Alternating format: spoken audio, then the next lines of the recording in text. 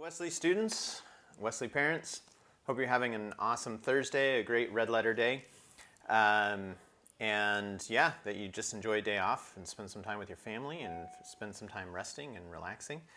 I know I certainly have been enjoying my day off.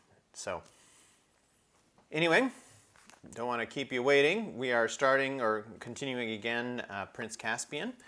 And just a reminder, if you haven't heard or you missed some chapters, you can find them on my YouTube channel. You can also get all of The Magician's Nephew. We read that a couple of weeks ago. We finished it up. So you can access that as well from my YouTube channel. So if you're looking for something to do today and you're kind of sitting around bored, you ran out of screen time and maybe it's raining or not sure what's going on and you just need something to do, go back and listen to Magician's Nephew. So anyway, without any further delay, we are starting with chapter 11 of Prince Caspian, The Lion Roars. When the whole party was finally awake, Lucy had to tell her story for the fourth time. The blank silence which followed it was as discouraging as anything could be. "I can't see anything," said Peter after he had stared, his eyes sore. "Can you, Susan?" "No, of course I can't," snapped Susan, "because there isn't anything to see. She's been dreaming. Do lie down and go to sleep, Lucy." "And I do hope," said Lucy in a tremulous voice, "that you will all come with me because I'll have to go with him whether anyone else does or not." "Don't talk nonsense, Lucy," said Susan. "Of course you can't go off on your own. Don't let her, Peter. She's being downright naughty." "I'll go with her if she must go," said Edmund. "She's been right before." "I know she has," said Peter, "and she may have been right this morning. We certainly had no luck going down the gorge. Still, at this hour of the night, and why should Aslan be invisible to us? He never used to be. It's not like him. What does the DLF say?" "Oh, I say nothing at all," answered the dwarf. "If you all go, of course, I'll go with you. And if your party splits up, I'll go with the High King. That's my duty to him and King Caspian. But if you ask my private opinion, I'm a plain dwarf who doesn't think there's much chance of finding a road by night where you couldn't find one by day. And I have no use for magic lions, which are talking lions and don't talk, and friendly lions, though they don't do us any good, and whopping big lions, though nobody can see them. It's all bilge and beanstalks as far as I can see." "He's beating his paw on the ground for us to hurry," said Lucy. "We must go now. At least, I must." "You've no right to try and force the rest of us like that. It's 4-1, and you're the youngest," said Susan. "Oh, come on," growled Edmund. "We've got to go. There'll be no peace till we do." He fully intended to back Lucy up, but he was annoyed at losing his night's sleep, and was making up for it by doing everything as sulkily as possible. "On the march, then," said Peter wearily, fitting his arm into his shield strap and putting his helmet on. At any other time, he would have said something nice to Lucy, who was his favorite sister, for he knew how wretched she must be feeling, and he knew that, whatever had happened, it was not her fault. But he couldn't help being a little annoyed with her all the same. Susan was the worst. "Supposing I started behaving like Lucy," she said. "I might threaten to stay here whether the rest of you went on or not. I jolly well think I shall." "Obey the High King, your Majesty," said Trumpkin, "and let's be off. If I'm not to be allowed to sleep, I'd as soon march as stand here talking." And so at last they got on the move. Lucy went first, biting her lip and trying not to say all the things she thought of saying to Susan. But she forgot them when she fixed her eyes on Aslan. She turned and walked at a slow pace about 30 yards ahead of them. The others had only Lucy's directions to guide them, for Aslan was not only invisible to them, but silent as well. His big cat-like paws made no noise on the grass. He led them to the right of the dancing trees. Whether they were still dancing, nobody knew, for Lucy had her eyes on the lion, and the rest had their eyes on Lucy's, and nearer the edge of the gorge. Cobbles and kettle drums, thought Trumpkin. I hope this madness isn't going to end in a moonlight climb and broken necks. For a long way, Aslan went along the top of the precipices. They came to a place where some little trees grew right on the edge. He turned and disappeared among them. Lucy held her breath, for it looked as if he had plunged over the cliff, but she was too busy keeping him in sight to stop and think about this. She quickened her pace and was soon among the trees herself. Looking down, she could see a steep and narrow path going slantwise down into the gorge between rocks, and Aslan descended it. He turned and looked at her with his happy eyes. Lucy clapped her hands and began to scramble down after him. From behind her, she heard the voices of the others shouting, "Hi, Lucy, look out for goodness sake! You're right on the edge of the gorge. Come back!" And then a moment later, Edmund's voice saying, "No, she's right. There is a way down." Just a second. Get myself some coffee.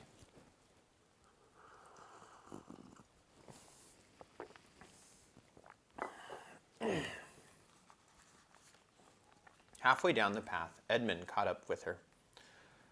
"Look," he said in great excitement. "Look, what's that shadow crawling down in front of us?" "It's his shadow," said Lucy.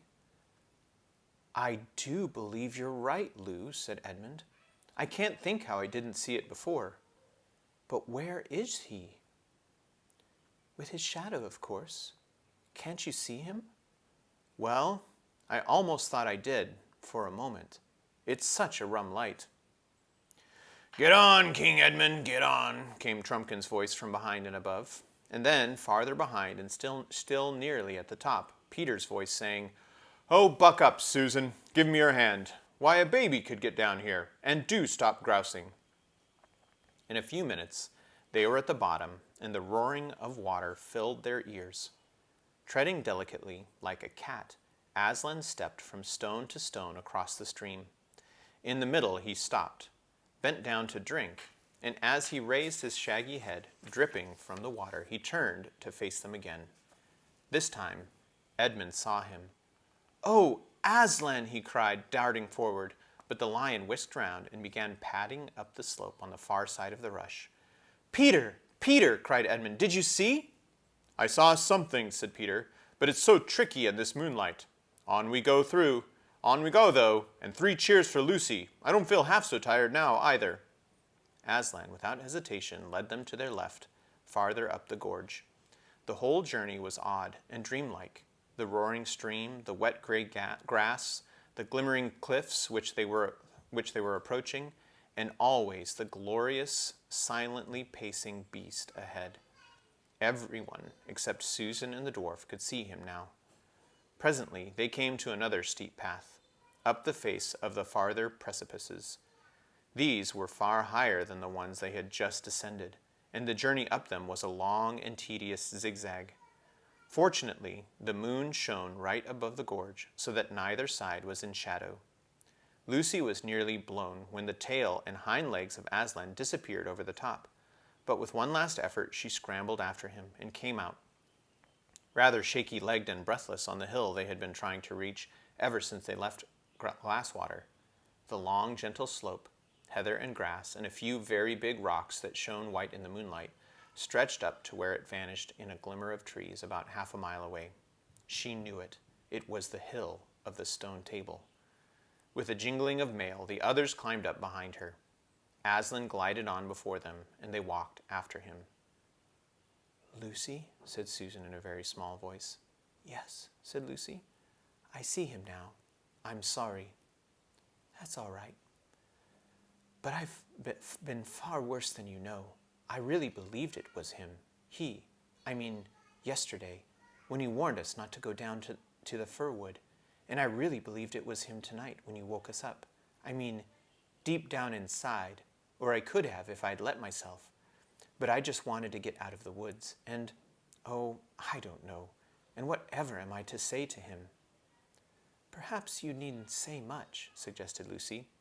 Soon they reached the trees, and through them the children could see the great mound, Aslan's How, which had been raised over the table since their days. Our side don't keep very good watch, muttered Trumpkin. We ought to have been challenged before now. Hush, said the other four, for now Aslan had stopped and turned and stood facing them, looking so majestic that they felt as glad as anyone can who feels afraid, and as afraid as anyone can who feels glad. The boys strode forward. Lucy made way for them. Susan and the dwarf shrank back. "Oh, Aslan," said Peter King, dropping on one knee and raising the lion's heavy paw to his face. "I'm so glad, and I'm so sorry. I've been leading them wrong ever since we started, and especially yesterday morning." "My dear son," said Aslan. Then he turned and welcomed Edmund. "Well done," were his words. Then, after an awful pause, the deep voice said, "Susan." Susan made no answer, but the others thought she was crying. "You have listened to fears, child," said Aslan. "Come, let me breathe on you. Forget them. Are you brave again?" "A little, Aslan," said Susan. "And now," said Aslan in a much louder voice, with just a hint of a roar in it, while his tail lashed his flanks. "And now, where is this little dwarf, this famous swordsman and archer who doesn't believe in lions? Come here, son of earth, come here." And the last word was no longer the hint of a roar, but almost the real thing. "Wraiths and wreckage," gasped Trumpkin in the ghost of a voice. The children, who knew Aslan well enough to see that he liked the dwarf very much, were not disturbed. But it was quite another thing for Trumpkin, who had never seen a lion before, let alone this lion. He did the only sensible thing he could have done. That is, instead of bolting, he tottered toward Aslan. Aslan pounced. Have you ever seen a very young kitten being carried in the mother's cat's mouths? It was like that. The dwarf, hunched up in a little miserable ball, hung from Aslan's mouth. The lion gave him one shake, and all his armor rattled like a tinker's pack. And then, hey presto, the dwarf flew up in the air. He was as safe as if he had been in bed, though he did not feel so. As he came down, the huge velvety paws caught him as gently as a mother's arms and set him, right way up too, on the ground. "Son of earth, shall we be friends?" asked Aslan. Yes, panted the dwarf, for it had not yet got its breath back. "Now," said Aslan, "the moon is setting. Look behind you. There is the dawn beginning. We have no time to lose. You three, you sons of Adam and son of earth, hasten into the mound and deal with what you will find there." The dwarf was still speechless, and neither of the boys dared to ask if Aslan would follow them. All three drew their swords and saluted, then turned and jingled away into the dusk. Lucy noticed that there was no sign of weariness in their faces. Both the High King and King Edmund looked more like men than boys. The girls watched them out of sight, standing close beside Aslan. The light was changing. Low down in the east, Aravir, the morning star of Narnia, gleamed like a little moon. Aslan, who seemed larger than before, lifted his head, shook his mane, and roared. The sound, deep and throbbing at first like an organ, beginning on a low note, rose and became louder, and then far louder again, till the earth and air were shaking with it. It rose up from that hill and floated across all Narnia. Down in Miraz's camp, men woke, stared palely in one another's faces, and grasped their weapons. Down below that, in the great river, now at its coldest hour, the heads and shoulders of the nymphs and the great weedy bearded head of the river god rose from the water. Beyond it, in every field and wood, the alert ears of rabbits rose from their holes. The sleepy heads of birds came out from under their wings. Owls hooted, vixens barked, hedgehogs grunted, the trees stirred. In towns and villages, mothers pressed babies close to their breasts, staring with wild eyes. Dogs whimpered, and men leaped up, groping for lights. Far away on the northern frontier, the mountain giants peered from the dark gateways of their castles. What Lucy and Susan saw was a dark something coming to them from almost every direction across the hills. It looked first like a black mist creeping on the ground, then like the stormy waves of a black sea rising higher and higher as it came on, and then at last like what it was, woods on the move. All the trees of the world appeared to be rushing toward Aslan, but as they drew nearer, they looked less like trees. And when the whole crowd, bowing and curtsying and waving thin, long arms to Aslan, were all around Lucy, she saw that it was a crowd of human shapes. Pale birch girls were tossing their heads. Willow women pushed back their hair from their brooding faces to gaze on Aslan. The queenly beeches stood still and adored him. Shaggy oak men, lean and melancholy elms, shock-headed hollies, dark themselves, but their wives all bright with berries, and gay rowans all bowed and rose again, shouting, Aslan, Aslan, in their various husky or creaking or wave-like voices. The crowd and the dance round Aslan, for it had become a dance once more, grew so thick and rapid that Lucy was confused. She never saw where certain other people came from, who were soon capering about among the trees. One was a youth dressed only in a fawn skin, with vine leaves wreathed in his curly hair. His face would have been almost too pretty for a boy's if it had not looked so extremely wild. You felt, as Edmund said when he saw him a few days later, there's a chap who might do anything, absolutely anything.